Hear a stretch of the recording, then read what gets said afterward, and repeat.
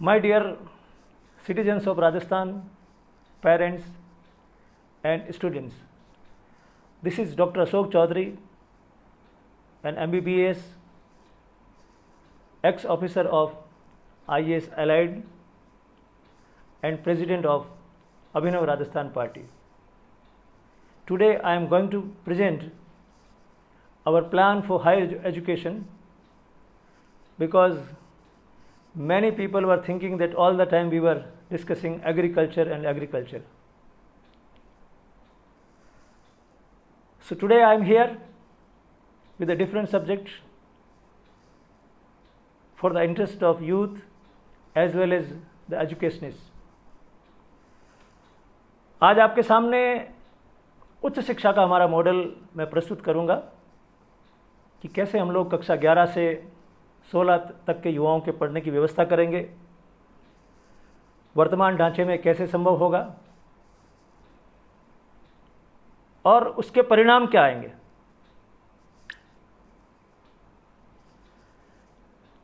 और आप जब ये सारी योजना सुनेंगे तो आपको संतुष्टि होगी कि अभिनव राजस्थान में जब आप जिएंगे तो जीने का ढंग आनंद से भरा हुआ होगा, समृद्धि से भरा हुआ होगा, और जैसा हम लोग सपनों में सोचते हैं कि काश ऐसा होता वैसा होगा और बहुत जल्दी होगा।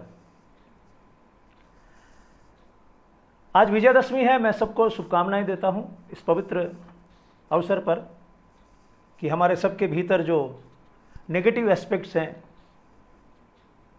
गलत धारणाएं हैं, मान्यताएं हैं, वो कम हो और हम लोग जीवन के बारे में अच्छा सोचें, दूसरों के लिए कुछ करने की सोचें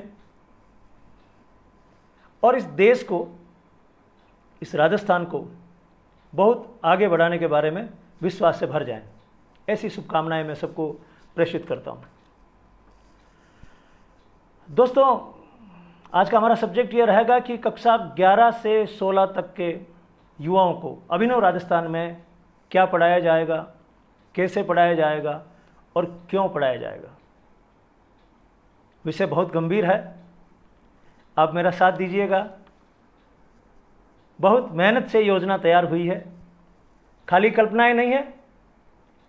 10 वर्षों के अथक प्रयास के बाद में ये योजना तैयार हुई है।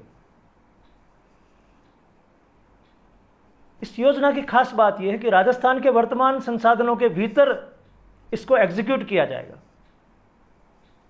इसमें एक भी बात ऐसी नहीं जो हवाई है, सब कुछ धरातल पे व्यवहारिक है।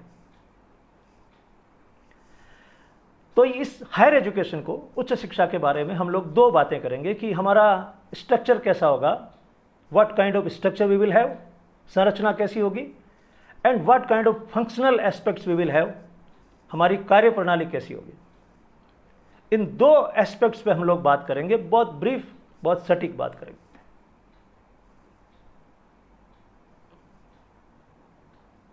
सबसे पहली बात, पॉइंट टू पॉइंट चलते हैं बिना किसी कंफ्यूजन के, आराम से। First point, what do you mean by अभिनव एजुकेशन। अभिनव शिक्षा का अर्थ क्या है। अभिनव शिक्षा का अर्थ है वह शिक्षा जो सार्थक हो, जो उपयोगी हो और जो युवाओं की एनर्जी, उनकी ऊर्जा का ठीक से इस्तेमाल कर सके, उसे ठीक से दिशा दे सके। I repeat it, Abhinav education means a meaningful education, a useful education, and a mechanism by which we can channelize the energy of youth. ऐसी एजुकेशन देने का लक्ष्य होगा अभिनव एजुकेशन में या अभिनव शिक्षा में। सार्थक शिक्षा का क्या मतलब है। सार्थक शिक्षा का सीधा असा अर्थ यह है कि इस माध्यम से हम इस प्रकार के नागरिक तैयार करें जो खुद के लिए, समाज के लिए, देश के लिए कुछ कर सकें। और शिक्षा की ऐसी पद्धति का विकास करें कि बेरोजगारी नाम की चीज यहां से गायब हो जाए। आपको एक बहुत सुखद स्मृति में आपको आपके सामने रख रहा हूं।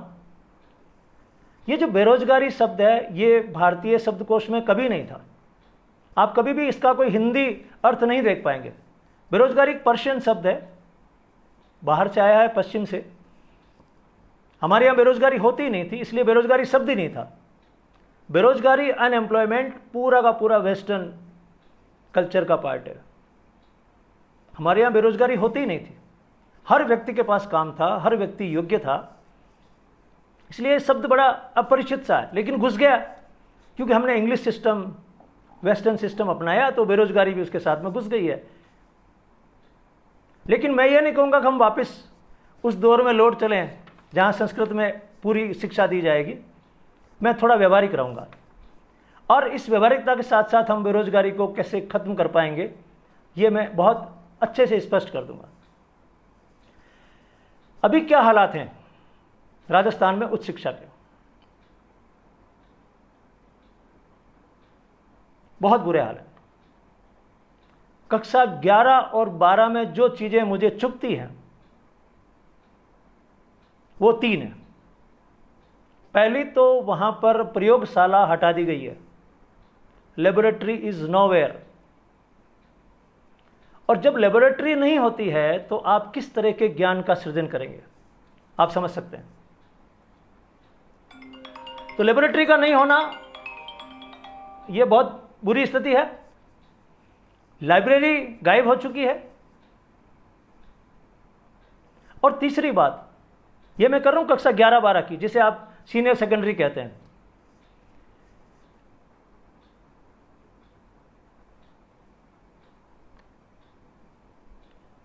लेबोरेटरी नहीं है, लाइब्रेरी नहीं है, और 75% स्टूडेंट्स जो कक्षा 11 और 12 पढ़ते हैं उनके सब्जेक्ट क्या है? हिस्ट्री, पॉलिटिकल साइंस और हिंदी।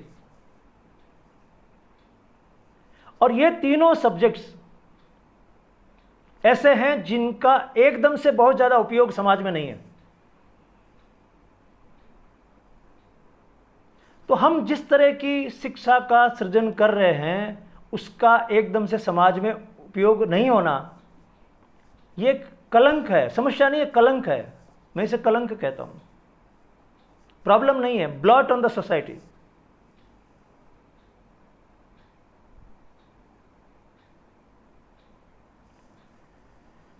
सो 11-12 में ये प्रॉब्लम है। और फिर 13 से लेकर 16 तक, जिसे हम कॉलेज कहते हैं, वहां क्या प्रॉब्लम है? क्लास ही नहीं लगती है।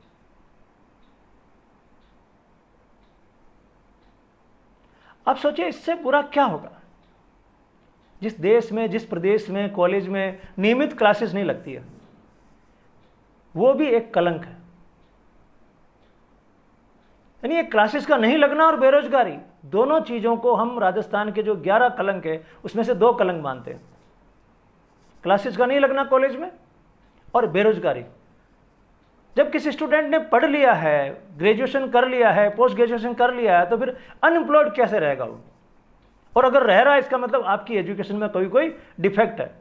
ये एजुकेशन सही नहीं है, ये बल्कि बहुत ज़्यादा गलत है। इससे बढ़िया तो ये एजुकेशन ना होती तो अच्छा होता। कम से कम वो कुछ काम कर रहा होता, निराश नहीं होता। एक अंग्रेजी कहावत है, नो नॉलेज विदाउट कॉलेज। क्योंकि स्कूल में तो जानकारियां होती हैं, इंफॉर्मेशंस होती हैं, कॉलेज में नॉलेज क्रिएट होता है। जब यहां पर आप देखिए आसपास में, कस्बों में, जिला मुख्यालयों पे, जयपुर में, जोधपुर में,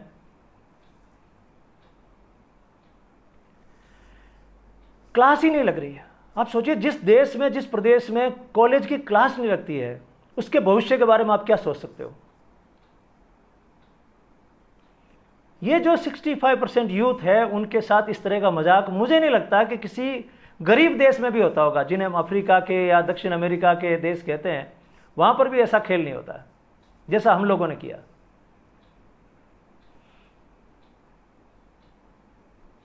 तो ये हालात हैं राजस्थान के। अब इनको सुधारने के लिए हमको क्या करना है? हमें अभिनव उच्च शिक्षा की रचना करनी है, और वो सारा का सारा काम हमें राजस्थान के वर्तमान संसाधनों के भीतर करना है। ऐसी कोई चीज़ नहीं करनी है कि कल प्लान कर लें फिर पता लगे इसके लिए तो पैसे ही नहीं है। तो ऐसा प्लान बनाया हमने कि राजस्थान के वर्तमान संसाधनों के भीतर, इसी पैसे के भीतर उस प्लान को एग्जीक्यूट किया जा सके। वो प्लान क्या है वो भी एक एक करके आप समझिएगा और पूरा ध्यान दे के समझिएगा। कमेंट्स की कोई ज़रूरत नहीं है, इररिलेवेंट कमेंट करने की ज़रूरत नहीं है, आप सिर्फ सुनिए और जब आपको लगे कि ये बात आगे जानी चाहिए तो उसको आप फॉरवर्ड करिएगा, अभी या बाद में भी शेयर करिएगा। सबसे पहले हमारी इस अभिनव उच्च शिक्षा की संरचना कैसी होगी, स्ट्रक्चर कैसा होगा। देखिए दो चीज़ें होती है, स्ट्रक्चर और फंक्शन। हम जैसे घर बनाते हैं वो तो होता है स्ट्रक्चर, ढांचा बनाते हैं, फिर उसमें कैसे रहेंगे, किचन कहाँ रहेगी, दूसरी चीज़ें कहाँ रहेगी, कैसे कोई कहाँ से घुसेगा, मेहमान कहाँ रहेंगे, ये सारी कार्यप्रणाली कहलाती है, फंक्शन कहलाता है। ऐसे ही हमारे एजुकेशन में दो पार्ट हैं, एक स्ट्रक्चर एक फंक्शन। तो हमारा स्ट्रक्चर कैसा होगा, कक्षा 11-12 सबसे पहले, जिसे हम कहते हैं सीनियर सेकेंडरी स्कूल। अभिनव राजस्थान में सीनियर सेकेंडरी स्कूलें बाकी स्कूलों से अलग होंगी, बाकी यानी प्राइमरी और सेकेंडरी स्कूलों से एकदम अलग होगी, उनके साथ नहीं होगी। ये जो मजाक चल रहा है कि कक्षा 1 का बालक भी वहीं पढ़ रहा है, 8वीं वाला वहीं पढ़ रहा है, 12वीं वाला वहीं पढ़ रहा है, ये शिक्षा मनोविज्ञान का मजाक है, उसका अपमान है। अलग अलग तरह के बच्चे साइज में, मानसिकता में, हर तरह से वो साथ में कैसे रह सकते हैं, उनके पढ़ाने के तरीके एकदम अलग हैं, आप उनको साथ में कैसे रखें। तो अभिनव राजस्थान में 3 तरह की स्कूल हैं। प्राइमरी बिल्कुल अलग होंगी, साथ में नहीं होंगी दूसरी स्कूलों के। सेकेंडरी 6 से 10 और फिर 11 से 12 जिन्हें हम सीनियर सेकेंडरी कहते हैं। तो सीनियर सेकेंडरी स्कूलें बिल्कुल अलग होंगी और इनमें पूरा स्टाफ होगा, तीनों फैकल्टी होंगी, आर्ट्स, साइंस और कॉमर्स, तीनों फैकल्टी होंगी। कोई भी सीनियर सेकेंडरी ऐसी नहीं होगी जिसमें केवल आर्ट्स होगी पूरे राजस्थान में। ये जो तमाशा चल रहा है ना, आपने सीनियर सेकेंडरी खोल दी, स्टाफ नहीं है और फिर उसमें साइंस नहीं है, तो क्या फ़ायदा ऐसी सीनियर सेकेंडरी स्कूल का। अभिनव राजस्थान की सीनियर सेकेंडरी स्कूलों में तीनों सब्जेक्ट्स होंगे, साइंस, आर्ट्स, कॉमर्स, और 3-3 सब्जेक्ट होंगे। हिंदी और इंग्लिश नहीं होगा, हिंदी और इंग्लिश के सब्जेक्ट उसमें नहीं होंगे। और ये जो स्कूलें हैं इनके साथ हर पंचायत समिति के स्तर पर एक कॉलेज होगा, हर पंचायत समिति के स्तर पर कॉलेज होगा। सीनियर स्कूलें होंगी जितनी ज़रूरत है, हर जगह उसको खोलने की ज़रूरत नहीं है। अगर हमारे पास पूरा स्टाफ नहीं है तो बच्चों का भविष्य बर्बाद करने की कोई ज़रूरत नहीं है। और इस बारे में हम जनता से जनमत संग्रह करवाकर और रिस्ट्रक्चरिंग करेंगे वापस। कॉलेज होंगे हर समिति के स्तर पर, पंचायत समिति के स्तर पर। पंचायत समिति हमारा जोन रहेगा, अभिनव राजस्थान का डेवलपमेंट का जोन रहेगा, जैसा 1952 में सोचा गया था। तो हर पंचायत समिति पे कॉलेज होगा और हर संभाग में एक यूनिवर्सिटी होगी, विश्वविद्यालय होगा। और ये जो विश्वविद्यालय होगा ये वाकई में विश्वविद्यालय होगा, यानी ये वैश्विक स्तर का होगा। 11 संभाग होंगे राजस्थान में, 3-3, 4-4 जिलों के हिसाब से, और 11 विश्वविद्यालय होंगे। सरस्वती विश्वविद्यालय जो बीकानेर में होगा, मरुधर विश्वविद्यालय जो जोधपुर में होगा, और सब में 3-3 जिले होंगे। मत्स्य विश्वविद्यालय, शेखावटी विश्वविद्यालय, इनमें 3-3 जिले होंगे, लेकिन इनका स्टैंडर्ड विश्वविद्यालय जैसा होगा। और दुनिया भर के देशों से बच्चे यहाँ पढ़ने के लिए आएंगे, इनका ऐसा स्टैंडर्ड होगा। तो 11 विश्वविद्यालय हो गए। यहां पर जो यूजी होगी, अंडर ग्रेजुएशन होगा, वो 4 साल का होगा यूनिफॉर्मली पूरे राजस्थान में। अंडर ग्रेजुएशन 4 साल का होगा और उसमें जो चौथा साल है वो पूरी तरह से प्रैक्टिकल यानी इंटर्नशिप का होगा। सब्जेक्ट चाहे कोई भी हो, मेडिकल हो, इंजीनियरिंग हो हिस्ट्री हो, कॉमर्स हो, कुछ भी हो, सब में यूनिफॉर्मिटी रहेगी, एक तरह का सिस्टम रहेगा। फिर इसकी कार्यप्रणाली कैसी होगी?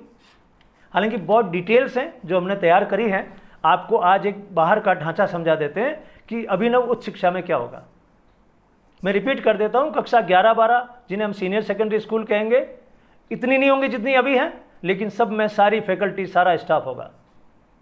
हर पंचायत समिति पे कॉलेज होगा और 11 संभागों में 11 विश्वविद्यालय होंगे जो इंटरनेशनल स्टैंडर्ड के होंगे, ताकि उन्हें विश्वविद्यालय कहने में शर्म नहीं आए। लगना चाहिए पूरे विश्व के विद्यार्थी वहां पर पढ़ते हैं और उनका स्टैंडर्ड विश्व में जितने भी विकसित देश हैं उनके बराबर का। अब इस हायर एजुकेशन का कंट्रोल कौन करेगा? कक्षा 11 से 16 की, मैं बार बार रिपीट कर रहा हूं, मैं जो बता रहा हूं कक्षा 11 से 16 की क्लासेस हैं, इनका कंट्रोल कौन करेगा? इनका कंट्रोल करेगी यूनिवर्सिटी, यूनिवर्सिटी के वाइस चांसलर, वो इस पूरे सिस्टम का कंट्रोल करेंगे। यानी टीचर्स कौन से रखने हैं, उनकी कैसे भर्ती करनी है, उनका ट्रांसफर कैसे करना है, उनकी पोस्टिंग कैसे करनी है, एग्जाम कैसे लेने हैं, हर चीज का कंट्रोल उस संभाग के विश्वविद्यालय के पास होगा। अभी की तरह नहीं होगा कि टीचर्स की भर्ती कोई और कर रहा है, सिलेबस कोई और डिजाइन कर रहा है, एग्जाम कोई और ले रहा है, इस तरह का सिस्टम नहीं होगा। आप देखते हैं ना 10वीं क्लास तक की जो परीक्षाएं होती हैं उनमें टीचर्स की भर्ती कोई और कर रहा है, ट्रांसफर कोई और ही मंत्री जी कर रहे हैं, परीक्षाएं कोई और बोर्ड ले रहा है, ये सब नहीं होगा। तो कक्षा 11-12 को अब माध्यमिक शिक्षा बोर्ड से बाहर कर दिया जाएगा। कक्षा 11-12 को बोर्ड से बाहर करके यूनिवर्सिटी के अंडर में कर दिया जाएगा। हायर एजुकेशन मीन्स सारी यूनिवर्सिटी के अंडर में रहेगी, स्पेशलाइजेशन। तो कंट्रोल यूनिवर्सिटी के पास में होगा पूरा का पूरा।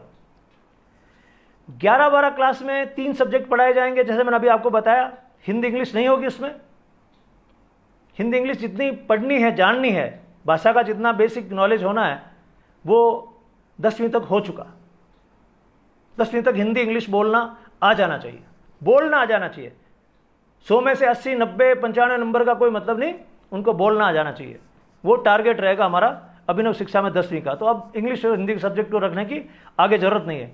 अब इंग्लिश और हिंदी को ही लेंगे तो वो ग्रेजुएशन के हिसाब से सब्जेक्ट लेंगे कि मुझे हिंदी में ग्रेजुएशन करनी है कि मुझे इंग्लिश में करनी है। और ये जितनी भी पढ़ाई होगी हायर एजुकेशन में, आधी थ्योरी आधा practical. Half of that will be theoretical, half of them that will be practical. बिना प्रैक्टिकल किए हुए कभी भी नॉलेज का सृजन नहीं होता है। ये जो भारतीय पद्धति से हम पढ़ा रहे हैं बच्चों को, इसके कारण ही नोबेल पुरस्कारों की लिस्ट में हमारे बच्चों का नाम नहीं आता है। अभी 2 दिन से नोबेल पुरस्कार अनाउंस हो रहे हैं ना, उनमें क्यों नाम नहीं आता भारतीयों का? क्यों हम सोचते हैं अमेरिका के उसको फिजिक्स में नोबेल मिला है, इंग्लैंड वाले को बायोलॉजी में, मेडिसिन में नोबेल मिला, क्यों मिले उनको? इसका एक ही कारण है कि हमने प्रैक्टिकल बंद कर दिया। ये सुसाइडल है, ये हमारी एजुकेशन के लिए सुसाइडल स्टेप है। इसको रिवर्ट करेंगे अभिनव राजस्थान में।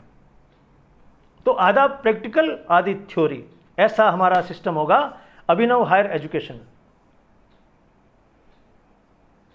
अब 12वीं जैसी होती है पास, उसके बाद में बहुत सारे स्टूडेंट्स हैं वो चले जाएंगे प्रोफेशनल कॉलेजेस में।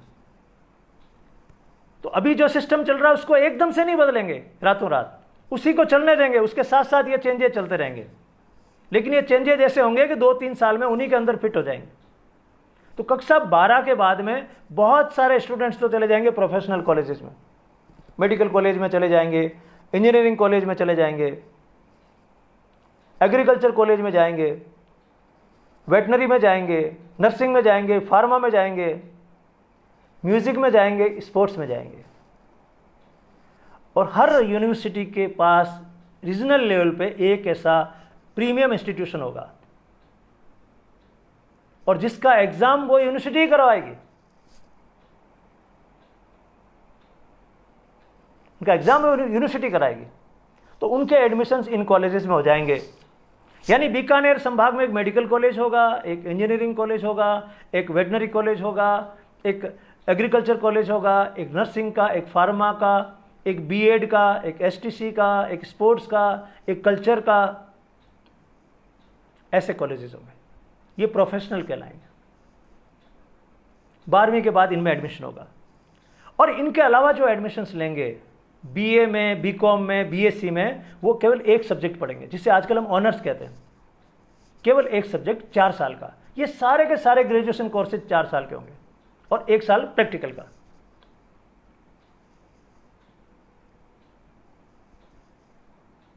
ये जो चीज़ें मैं आपको बता रहा हूँ, ये सारा सिस्टम हमको देश आज़ाद होने के बाद में डेवलप कर लेना चाहिए था, लेकिन हमारे राजनेताओं के पास इस परिवर्तन के लिए ना तो समय था, ना इसमें उनकी कोई रुचि थी।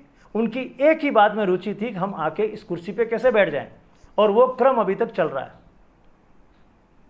ये जो तथाकथित नई शिक्षा नीति आ रही है, इसको मैं कई सालों से पढ़ रहा हूं, इसके अंदर कुछ भी नहीं है, नथिंग।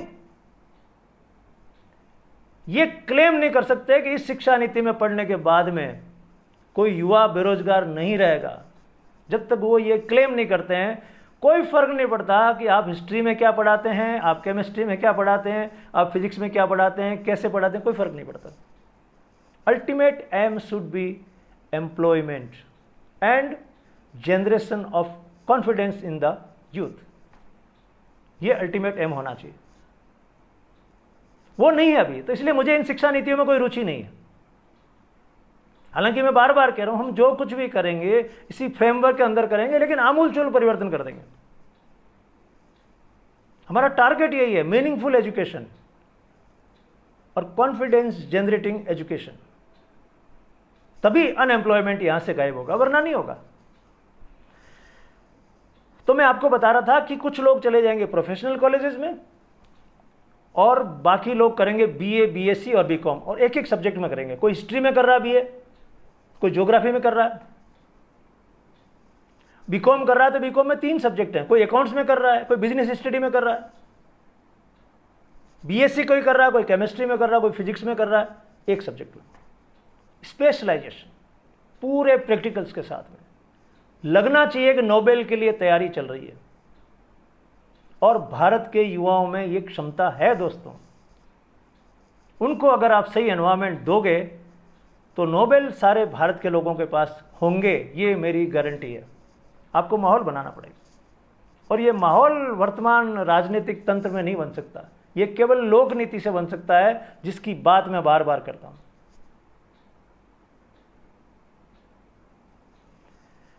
तो एक एक सब्जेक्ट, उसमें मास्टरी, फिर एग्जाम्स का कोई फियर नहीं होगा, कोई डर नहीं होगा, डर खत्म। आनंद के साथ शिक्षा किसे कहते हैं, वो वाली शिक्षा दी जाएगी, और इसके लिए लेक्चरर्स को, प्रोफेसर्स को ट्रेन किया जाएगा। आनंद के साथ शिक्षा, और मंथली टेस्ट होंगे। इस मंथ में आपने जो कुछ पढ़ लिया है उसको वापस नहीं पूछा जाएगा, मेमोरी के टेस्ट नहीं होंगे। इस मंथ में ये टेस्ट, फिर एनुअल एग्जाम में फिर टेस्ट, ऐसा नहीं होगा। जो कुछ पढ़ लिया गया महीने में, जो जान लिया गया, जो समझ लिया गया है, इसको बार बार रिपीट करके एनुअल एग्जाम का नाम नहीं दिया जाएगा। एक ही बार में आप समझ गए, बात खत्म हो गई। यहां समझना इंपॉर्टेंट है। अभिनव एजुकेशन में समझना इंपॉर्टेंट है, रटना इंपॉर्टेंट नहीं है। आपकी मेमोरी इंपॉर्टेंट नहीं है, आपकी अंडरस्टैंडिंग इंपॉर्टेंट है। मेमोरी एक लेवल तक ठीक है, लेकिन अंडरस्टैंडिंग है बेसिक इश्यू, उस पर जोर रहेगा। फिर दोस्तों रेगुलर क्लासेस होंगी। अभिनव उच्च शिक्षा में we will have regular classes. ये जो ड्रामा चल रहा अभी क्लास में नहीं जाने का, ये बिल्कुल नहीं चलेगा। You have to attend the class, और आपको पूरे अनुशासन में रहना होगा। क्लासेस लगेंगी पूरी, किसी भी तरह का कोई कंप्रोमाइज क्लासेस को लेके नहीं होगा। जैसा अभी चल रहा है वैसा नहीं होगा कि अभी केवल इलेक्शंस के टाइम में स्टूडेंट्स एक बार कॉलेज में आते हैं, फिर एग्जाम के टाइम में आते हैं, बाकी कॉलेज में कोई नहीं जाता। ये सब तुरंत बंद किया जाएगा।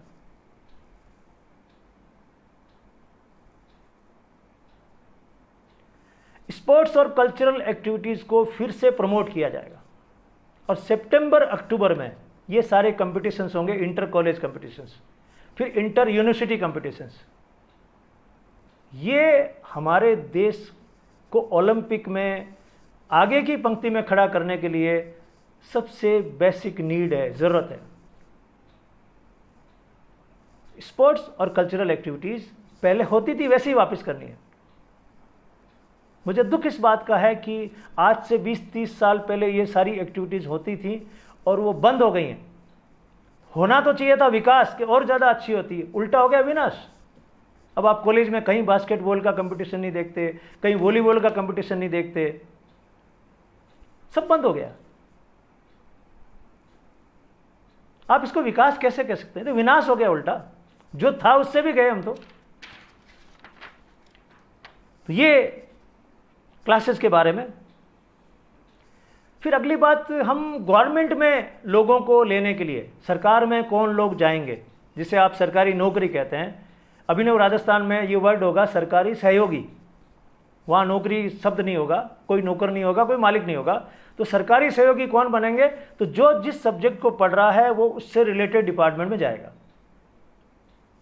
अकाउंट्स पढ़ रहा है तो अकाउंटेंट बनेगा, ज्योग्राफी पढ़ रहा है तो वो माइनिंग डिपार्टमेंट में जाएगा, वो पॉलिटिकल साइंस पढ़ रहा है वो एडमिनिस्ट्रेशन में जाएगा, जो सब्जेक्ट वो हिस्ट्री पढ़ रहा है तो म्यूजियम संभालेगा, वो जो सब्जेक्ट पढ़ रहा है उससे रिलेटेड जॉब के अंदर उसको रखा जाएगा। यानी आरएस कौन बनेंगे फिर? जिन्होंने पब्लिक एडमिनिस्ट्रेशन और पॉलिटिकल साइंस पढ़ रखा है वही जाएंगे, दूसरे लोग नहीं जाएंगे। तो जो काम, जैसे वन विभाग में कौन जाएगा? जिन्होंने बॉटनी पढ़ रखी। तो जो पढ़ा है उसी में प्लेसमेंट होगा। जब ऐसा होने लगेगा तो प्राइवेट सेक्टर में भी वो चीज स्थापित हो जाएगी, ऐसा होता है। एक और अभिनव बात, हालांकि मैंने ये सारी डिटेल्स अपनी किताब असली लोकतंत्र असली विकास में लिख रखी है। आपको डिटेल में जब पढ़ना हो तो मुझे आप व्हाट्सएप करना, मैं आपको किताब है 200 पन्नों की वो भेज दूंगा, उसमें सारी डिटेल्स लिखी है। इतनी डिटेल्स आप 1 घंटे के लाइव में बता नहीं सकते, इसलिए मैं आपको कुछ पॉइंट्स बता रहा हूँ। और ये आज इसलिए बता रहा हूँ कि मैं काफ़ी दिनों से खेती की बातें कर रहा था। मुझे कुछ विद्वानों ने ये कहा कि आप खेती के अलावा दूसरी बात नहीं करते। मैंने उनको कहा कि देखो, जब तक खेती नहीं पनपेगी, जब तक पशुपालन नहीं पनपेगा, जब तक हाथ कारीगरी नहीं पनपेगी तो पैसा नहीं आएगा, और पैसा नहीं आएगा तो एम्प्लॉयमेंट जनरेट नहीं होगा। एम्प्लॉयमेंट जनरेट नहीं होगा तो आप कितनी बढ़िया शिक्षा व्यवस्था पैदा कर दें, उनको रखोगे कहाँ? तो कहानी वहाँ से शुरू होती है, जब आपके पास पैसे होते हैं। जब आपके पास पैसे होंगे तो आप कहीं से जाके कोई चीज़ लाएंगे, कोई सेवा लेंगे, तो वो सेवा देने वाले की महत्व बढ़ेगा ना उसका। तो एक अभिनव चीज़ और मैं आपको बताता हूँ। लड़कियों को कॉलेज तक लाने के लिए, गर्ल्स को लाने के लिए कॉलेज में स्पेशल बसेज होंगी जो उनके गांव से चलेगी। वो उनके गांव से चलेगी। एक पंचायत समिति में से 10 रूट होंगे, कभी 12 हो सकते हैं। तो 10-12 बसें एक पंचायत समिति के लिए कोई बहुत बड़ी बात नहीं है, क्योंकि कॉलेज पंचायत समिति स्तर पे होगा। तो उस रूट से वो ढाणियों से, गाँव से बच्चियों को लेके बस आएगी 10 बजे कॉलेज में और वापस 3 बजे उनके घर छोड़ देगी। तो लड़कियों के लिए बहुत विशेष इंतजाम होगा, और इस इंतजाम में हर पंचायत समिति को साल में 1 या 2 करोड़ रुपया खर्च होगा, जो बहुत ज़्यादा अमाउंट नहीं है। तो कोई भी लड़की बिना कॉलेज एजुकेशन के नहीं रहेगी और अपने घर का खाना खाएगी, घर पे रहेगी। और वो सारा इंतजाम इतना प्यारा होगा कि माता पिता को लगेगा कि हाँ, अब हम अपनी बच्ची को कॉलेज तक तो आराम से पढ़ा सकते हैं। कोई ऐसे प्लान को नकल करने की कोशिश करे तो फेल हो सकता है, क्योंकि इसके पीछे और भी कई सारी कहानियां हैं। ये तो हम केवल बता रहे हैं ऊपर ऊपर की लाइन है, लेकिन इसको कैसे इम्प्लीमेंट किया जाएगा वो योजना केवल हमारे पास में है, और उस तक पहुंचना अभी किसी के बस का सौदा नहीं है, क्योंकि बहुत ज़्यादा पढ़ना पड़ता है, बहुत ज़्यादा शोध करना पड़ता है, रिसर्च करनी पड़ती है। इसके बाद एक और चीज़, we will have earning while learning system in our colleges. Earning while learning, पढ़ने के साथ कमाना। अभिनव राजस्थान में हम कभी नहीं चाहेंगे कि कक्षा 12 पढ़ने के बाद में कोई लड़का या लड़की जॉब सर्च करे, अभी जैसा चल रहा है, पटवारी का, ग्राम सेवक का, कांस्टेबल का, हम नहीं चाहते। हम चाहते हैं कि कॉलेज एजुकेशन सबकी पूरी हो। लेकिन समस्या ये आती है कि सबके घरों की स्थिति अच्छी नहीं है, तो कॉलेज में कैसे पढ़ाएं सब? तो हमारी कंसेप्ट है अर्निंग व्हाइल लर्निंग। कॉलेज में जितने भी स्टूडेंट्स पढ़ेंगे राजस्थान के, अभी 10 से 15 लाख के बीच में उनकी संख्या है, उन सबको हर महीने 5,000 रुपया, हर महीने 5,000 रुपया मिलेगा गवर्नमेंट की तरफ से, जब तक वो कॉलेज में पढ़ेंगे। इस स्कीम पे कभी आपको डिटेल में बताऊंगा तो आपको बहुत आनंद आएगा। लेकिन ये खर्च बहुत ज़्यादा नहीं है, 5 से 7,000 करोड़ रुपए का खर्चा है।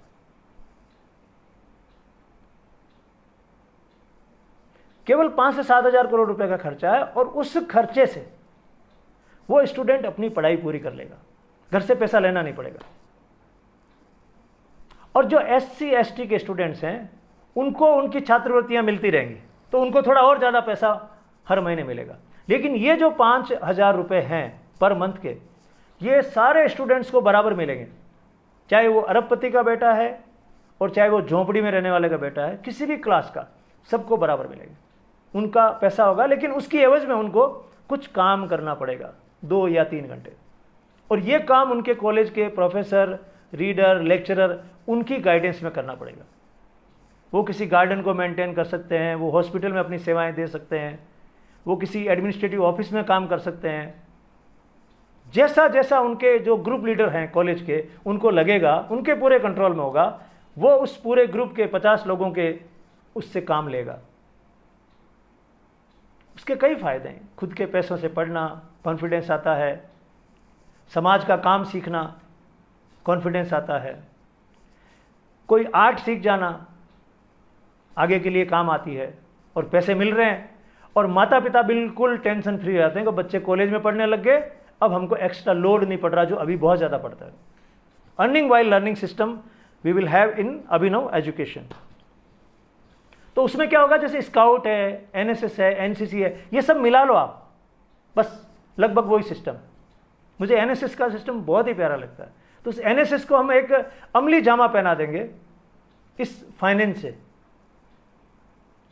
तो बहुत अच्छी व्यवस्था कॉलेजेस में हो जाएगी। फिर डिसिप्लिन हाईएस्ट लेवल पे होगा। कॉलेज का मतलब ये नहीं कि जिसकी जो मर्जी आई करे, आवारागर्दी करे, फूहड़ हरकतें करें।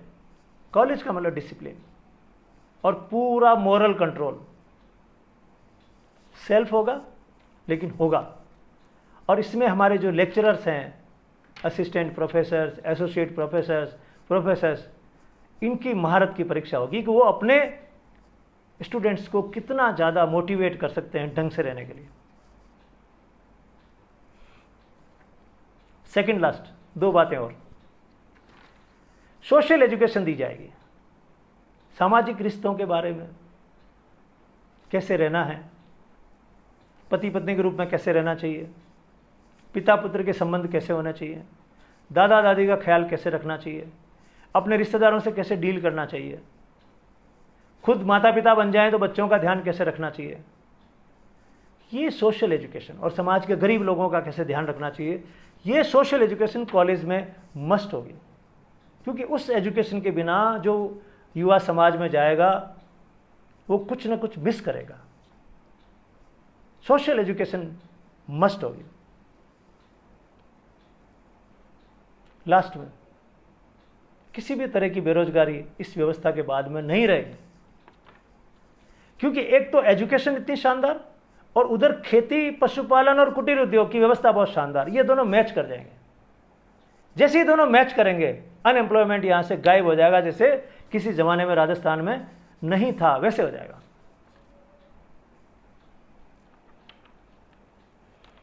आखिरी बात, इन अभिनव राजस्थान एजुकेशन सिस्टम और in that society we will have highest respect for the teachers. They will be the highly respected persons of society. We will ensure that. जिस समाज में शिक्षक और चिकित्सक का सम्मान अधिक होता है दोस्तों, वो समाज, वो प्रदेश, वो देश विकास करता है। ये बात राजस्थान को और हिंदुस्तान को स्वीकार करनी पड़ेगी। हम उन पर विश्वास करेंगे, वी विल बिलीव देम, हम उनको जिम्मेदारी देंगे और उनके सिस्टम में कोई दूसरा इंटरफेयर नहीं करेगा, नोबडी। और जब उनके हाथ में बागडोर दी जाएगी इस सिस्टम को चलाने की, मैं पूरे विश्वास से कह सकता हूं, अपने अनुभव से कह सकता हूं कि वो इसे बहुत अच्छे से हैंडल करेंगे और जितना मैं बता पाया हूं, कह पाया हूं, उससे भी ज़्यादा इनोवेशंस वो इसमें कर देंगे। ऐसा मुझे यकीन है। खुद भी एक शिक्षक रहा हूं और शिक्षकों को बहुत नज़दीक से अनुभव किया है, देखा है, और ऐसे शिक्षकों से पढ़ा हूं जो बहुत आदर्श थे। तो जब हम इस शिक्षक समुदाय पर भरोसा करेंगे, सारी बागडोर उनके हाथ में सौंप देंगे, तो वो देखिए, वो इस राजस्थान को, हिंदुस्तान को बहुत आगे लेकर जाएंगे। तो उनको सबसे पहले कॉन्फिडेंस में लेकर ये सारा जो सिस्टम है ये संचालित किया जाएगा और वो सब काम आराम से हो जाएगा। हालांकि जो मैं बातें कह रहा हूं, ये बातें उनको कहनी चाहिए थी, लेकिन अब कॉलेज बंद हो गया, वो किसको कहें। हम जब पढ़ते थे तो हमारे प्रोफेसर्स हमको मेंटर करते थे। अब बंद हो गया मामला, तो ये जो काम कैंपस में होना चाहिए था, ये मुझे आउटसाइड कैंपस करना पड़ रहा है। ये कैंपस के अंदर होनी चाहिए थी बात। मुझे बहुत लोगों ने कहा है, पिछले सालों में मुझे बहुत लोगों ने कहा कि आप कॉलेज में जाइए, स्टूडेंट से अपनी बातें कहिए। तो मैंने कहा कहाँ करूँ, स्टूडेंट हो तो बात करूँ। कॉलेज में स्टूडेंट्स आते कहाँ हैं, कहाँ क्लासेस लगती है, मैं किसको जाके कहूँ। तो कभी कभी जब मुझे मौका मिलता था, स्पेशली नागौर के गवर्नमेंट कॉलेज में, तो मैं एनएसएस के स्टूडेंट से बात करता था। बाकी तो राजस्थान यूनिवर्सिटी में आप जाके किसको मिलो, जोधपुर यूनिवर्सिटी में जाके किसको मिलो, वहाँ कभी प्रोग्राम्स भी होते थे, वो राजनेताओं के होते हैं स्पेशल प्रोग्राम, जिसमें कुछ कहने करने को कुछ होता नहीं है। शिक्षाविदों के कार्यक्रम वहाँ पे होते नहीं है। कोई इंडिया का इकोनॉमिस्ट आता हो वहाँ बात करने के लिए, कोई पॉलिटिकल साइंटिस्ट आता हो, कोई केमिस्ट्री का विद्वान वहाँ पर आता हो, उसकी संगोष्ठी, ऐसा कुछ आजकल होता नहीं है। तो जो काम कैंपस के अंदर होना चाहिए था वो नहीं हो पा रहा। कोई बात नहीं, बाहर से करेंगे, कैंपस को फिर से चार्ज करेंगे, फिर कैंपस अपने आप आगे बढ़ता रहेगा। और पूरी दुनिया में जो चेंजेस हुए दोस्तों, they have been done by the campus. Campus के बिना नहीं होता है। क्रांति और कैंपस दोनों एक दूसरे के पर्यायवाची हैं।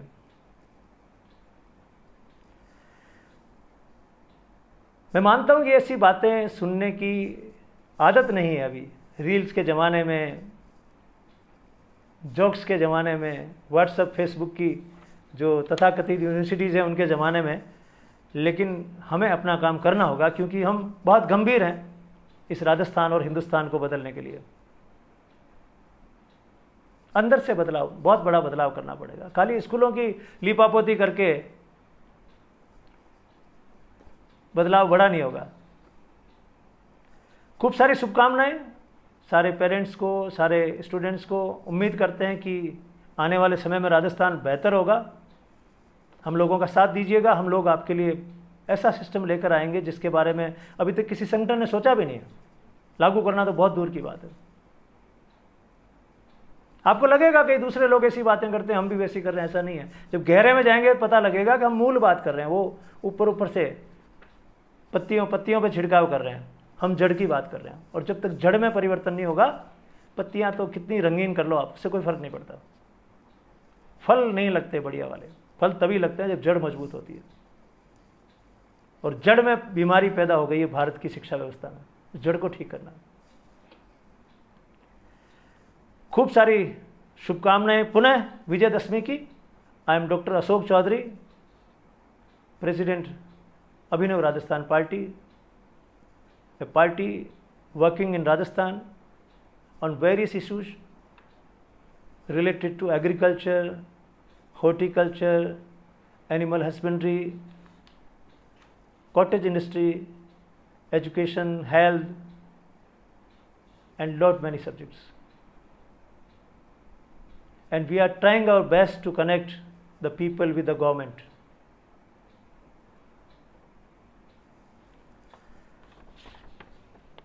वंदे मातरम, इनकलाब जिंदाबाद, जय हिंद।